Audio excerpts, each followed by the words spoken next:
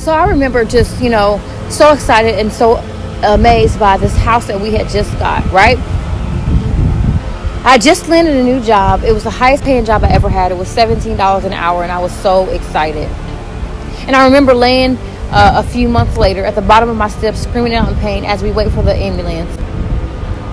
Because I deal with a chronic illness, sometimes I have unpredictable pain crises, and I never know when I'm going to go into a pain crisis.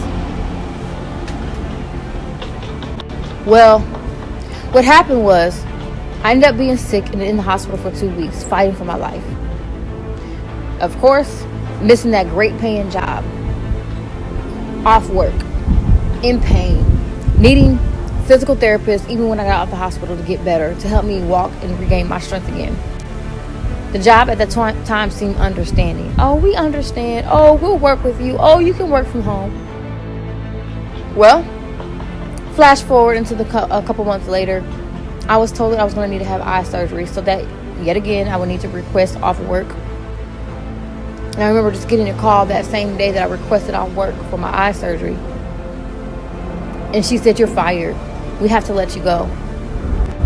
She said, "I hate to do this, but until you get better," no, she said, "maybe once you get better, you can reapply." That hit me like a ton of bricks. My heart sunk into my chest. And I was devastated. The highest paying job I ever had, I was let go off of something that I could not control. I didn't ask for sickle cell. I didn't ask to be in the hospital for 2 weeks in pain, can't walk. I didn't ask to be laying at the bottom of the stairs while waiting for the ambulance, for my kids to look down on me, seeing me screaming and crying in the most excruciating pain that I had ever been in. Yeah, I cried. It hurt. And then I realized at that moment that I am not a victim, that no one's coming to my rescue, that the God that I serve, Jehovah Jireh, has already provided everything that I need. He says he's already given everything in my hand that I needed to create wealth, so what am I going to do about it? At that moment, I declared, I will never be fired again. That's my story. I declared 2 years ago that I would never be fired again, because I would be my own boss, that I would take my power back. Now see, some people be like, "Oh, you're doing too much." It don't take all that. But let me tell you that money answers all things. That's number one. Number two, you weren't there when I was screaming and crying in pain in the hospital room and no one was there but me and my husband. You weren't there when I had to leave my kids, with someone else while I was in the hospital fighting for my life.